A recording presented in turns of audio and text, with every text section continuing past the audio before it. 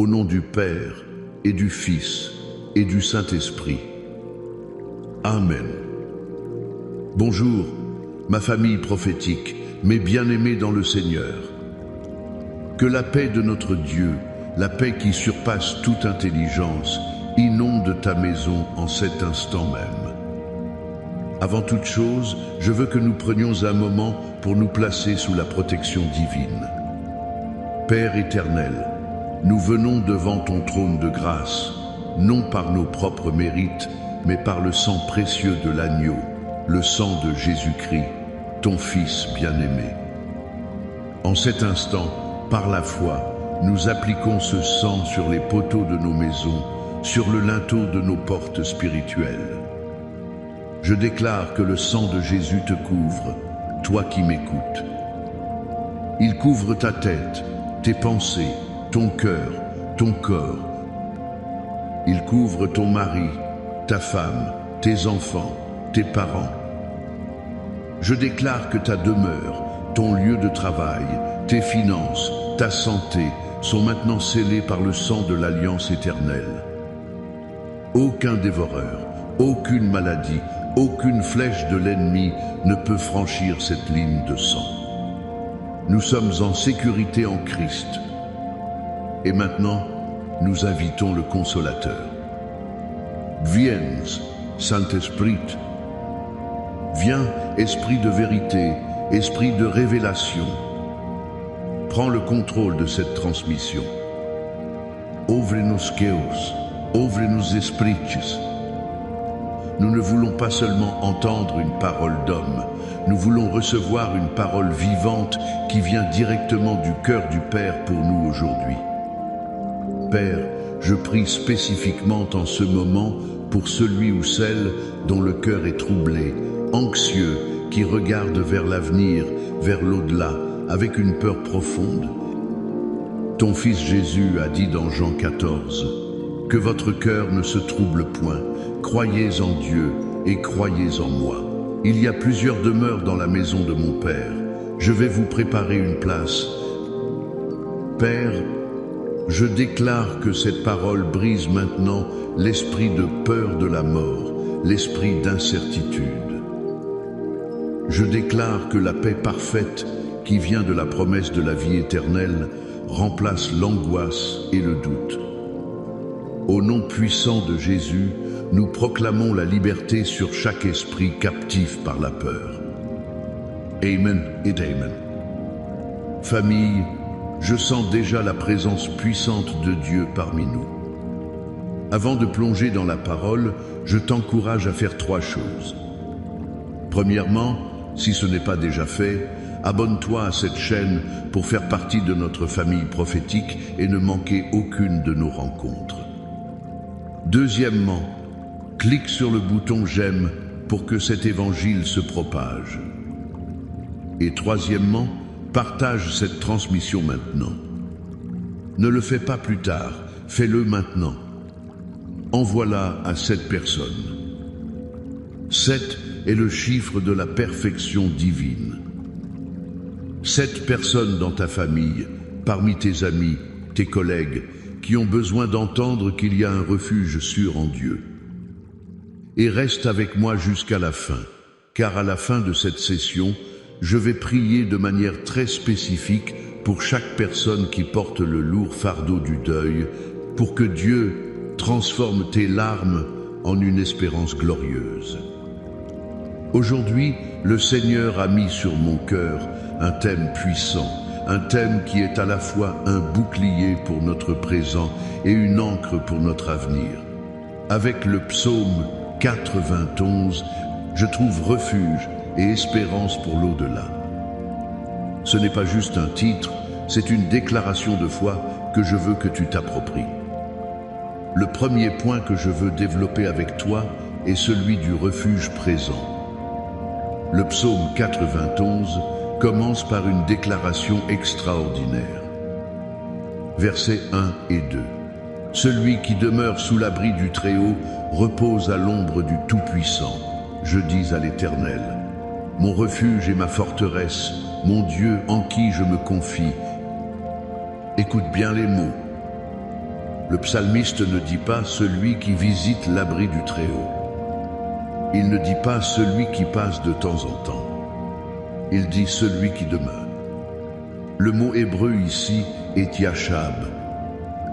Il signifie s'asseoir, rester, habiter. C'est l'image d'une résidence permanente. Dieu ne t'appelle pas à lui rendre visite le dimanche matin pendant 1 heure. Il t'appelle à faire de sa présence ta maison, ton adresse permanente. Demeurer, c'est vivre une relation continue, une conversation ininterrompue avec le Père. C'est se réveiller le matin en disant « Bonjour Saint-Esprit » et s'endormir le soir en disant « Merci Père ». C'est chercher sa face dans les bons comme dans les mauvais jours. Et quelle est la conséquence de cette demeure? Il repose à l'ombre du Tout-Puissant. L'ombre procure le repos, la fraîcheur, la protection contre le soleil brûlant des épreuves de la vie. Quand tu demeures en lui, tu ne paniques plus de la même manière face aux problèmes. Tu sais que tu es couvert. Je me souviens de l'histoire d'un homme dans notre communauté. Il a perdu son emploi de manière soudaine et brutale. Le monde s'est écroulé autour de lui. La panique aurait dû le submerger.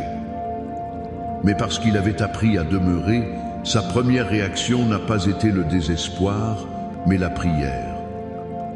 Il a dit « Seigneur, je ne comprends pas, mais je sais que je suis à l'ombre de tes ailes. Tu es ma forteresse. » Pendant des semaines, il a continué à se lever tôt pour prier, à lire sa Bible, à demeurer. Et Dieu a ouvert une porte encore plus grande, un travail meilleur qui était une véritable bénédiction pour sa famille. Pourquoi? Parce qu'il n'a pas quitté l'abri. Il y a demeuré. La question pour toi aujourd'hui est, où demeures-tu? Demeures-tu dans l'inquiétude? Dans les mauvaises nouvelles? Dans la peur? Ou as-tu fait le choix conscient de faire de la présence de Dieu ton habitation? C'est le premier niveau de protection du psaume 91, un refuge pour ton ici et maintenant. Mais ce psaume va plus loin. Et c'est mon deuxième point. Il nous donne une espérance certaine pour l'au-delà.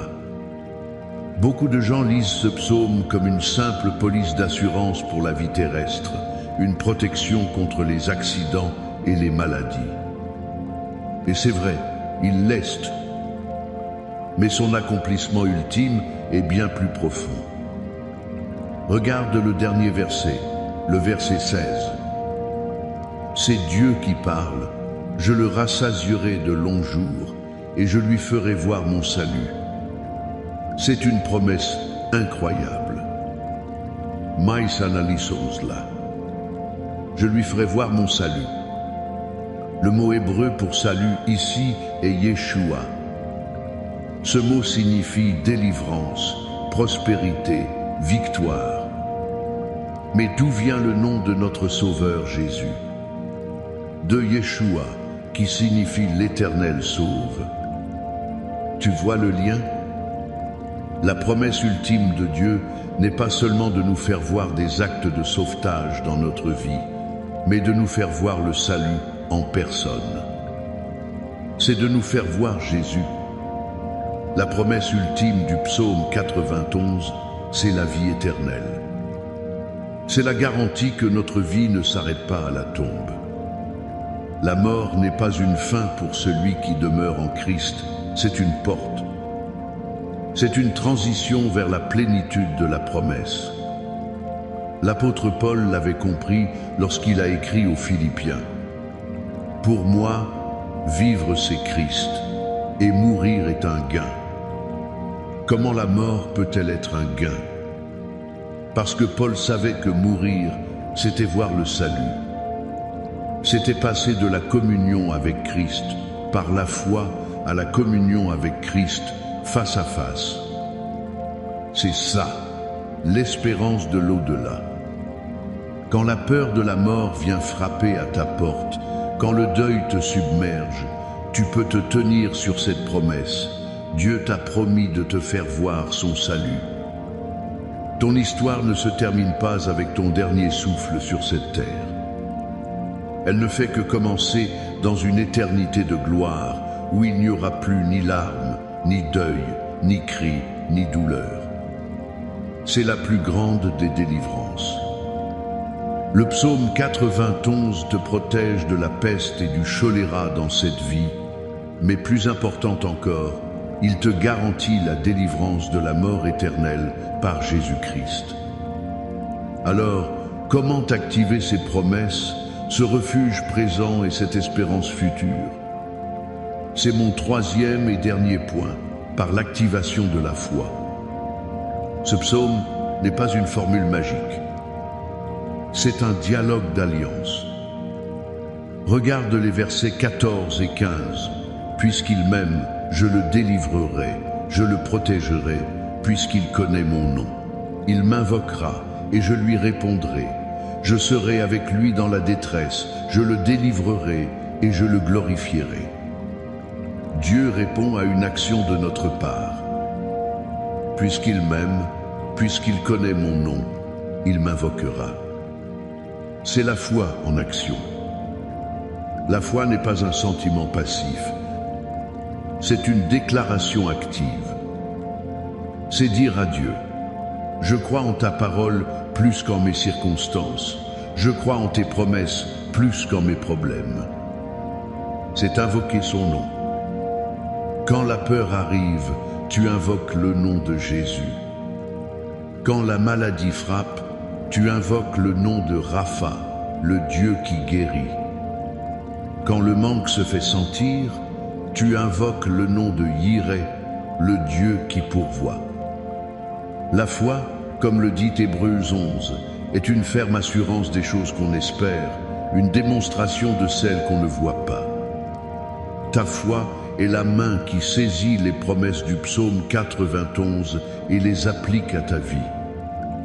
Souviens-toi de Shadrach, Méshach et Abed-Négo devant la fournaise ardente. Leur foi était une déclaration. Ils ont dit au roi, « Notre Dieu que nous servons peut nous délivrer de la fournaise. Et même s'il ne le faisait pas, sache, ô roi, que nous ne servirons pas tes dieux. » C'était une foi à toute épreuve. Une foi pour le ici et maintenant il peut nous délivrer. Et une foi pour l'au-delà, même s'il ne le fait pas, nous savons où nous allons. C'est cette foi qui active la puissance de Dieu. Alors aujourd'hui, je t'appelle à activer ta foi. Cesse de regarder aux géants et commence à parler à ta montagne au nom de Jésus. Cesse de pleurer sur ce qui est mort et commence à prophétiser la vie sur la base de la résurrection. C'est ta foi qui fera de chaque verset de ce psaume une réalité vivante pour toi et ta maison. Maintenant, je veux que nous fassions quelque chose de prophétique. Où que tu sois, si tu le peux, mets-toi debout. Si tu ne le peux pas, lève-toi dans ton esprit. Nous n'allons pas seulement lire ce psaume. Nous allons le déclarer. Nous allons le proclamer comme une arme de guerre spirituelle et un décret divin sur nos vies. Répète-le avec moi, avec autorité. Celui qui demeure sous l'abri du Très-Haut repose à l'ombre du Tout-Puissant. Je dis à l'Éternel, mon refuge et ma forteresse, mon Dieu en qui je me confie. Car c'est lui qui me délivre du filet de l'oiseleur, de la peste et de ses ravages. Il me couvrira de ses plumes et je trouverai un refuge sous ses ailes. Sa fidélité est un bouclier et une cuirasse. Je ne craindrai ni les terreurs de la nuit, ni la flèche qui vole de jour, ni la peste qui marche dans les ténèbres, ni la contagion qui frappe en plein midi. Que 1000 tombent à mon côté et 10 000 à ma droite, je ne serai pas atteint. De mes yeux seulement je regarderai, et je verrai la rétribution des méchants. Car tu es mon refuge, ô Éternel. Je fais du Très-Haut ma retraite. Aucun malheur ne m'arrivera, aucun fléau n'approchera de ma tente. Car il ordonnera à ses anges de me garder dans toutes mes voies. Ils me porteront sur les mains, de peur que mon pied ne heurte contre une pierre. Je marcherai sur le lion et sur l'aspic, je foulerai le lionceau et le dragon. Puisqu'il m'aime, dit l'Éternel, je le délivrerai, je le protégerai, puisqu'il connaît mon nom. Il m'invoquera, et je lui répondrai. Je serai avec lui dans la détresse, je le délivrerai et je le glorifierai. Je le rassasierai de longs jours et je lui ferai voir mon salut. Amen. Alléluia. Scelle cette parole dans ton cœur. Maintenant, incline ta tête. Entrons dans ce temps de prière finale. Père céleste, nous te remercions pour ta parole. Elle est la vérité. Elle est notre encre. Je prie maintenant pour chaque personne qui a écouté. Seigneur, apprends-nous à demeurer en toi. Que ta présence ne soit pas une visite occasionnelle, mais notre habitation permanente. Je prie pour que nous trouvions notre repos à l'ombre de tes ailes, que la paix qui vient de cette communion profonde inonde chaque domaine de nos vies. Seigneur, je te prie de graver dans nos cœurs cette espérance glorieuse de l'au-delà. Enlève de nous toute peur de la mort. Révèle-nous la beauté de ta promesse, celle de voir ton salut, de voir Jésus face à face. Que cette espérance soit une force dans nos jours de tristesse et un phare dans nos nuits d'incertitude. Et Père, augmente notre foi. Donne-nous une foi audacieuse, une foi qui déclare, une foi qui invoque, une foi qui s'approprie chaque promesse que tu nous as faite. Et maintenant, Père, comme je l'ai promis, je lève devant toi chaque personne qui est dans le deuil. Seigneur, tu es le Dieu de toute consolation. Je prie pour celui qui a perdu son conjoint, la moitié de son âme. Viens remplir ce vide terrible de ta présence aimante. Je prie pour les parents qui ont perdu un enfant, une douleur que personne ne devrait connaître. Seigneur, sois leur force, entoure-les de tes bras éternels. Je prie pour ceux qui ont perdu un parent, un ami, un frère, une sœur.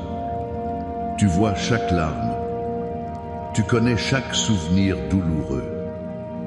En cet instant, au nom de Jésus, je commande à l'esprit de deuil et de désespoir de lâcher prise.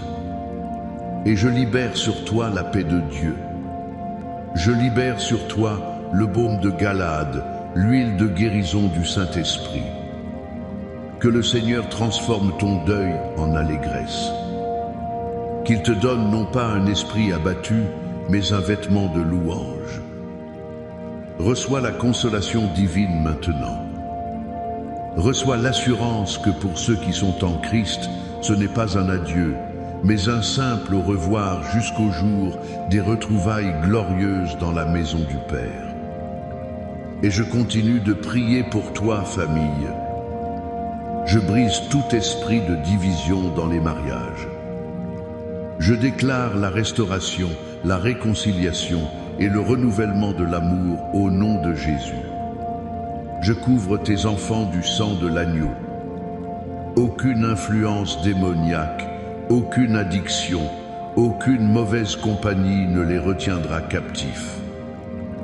Ils sont pour des signes et des prodiges. Je prie pour tes finances. Je commande aux fenêtres des cieux de s'ouvrir sur ta vie.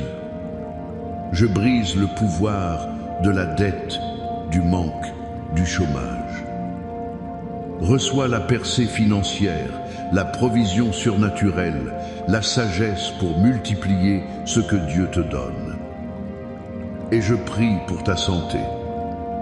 Par les meurtrissures de Jésus, tu as été guéri.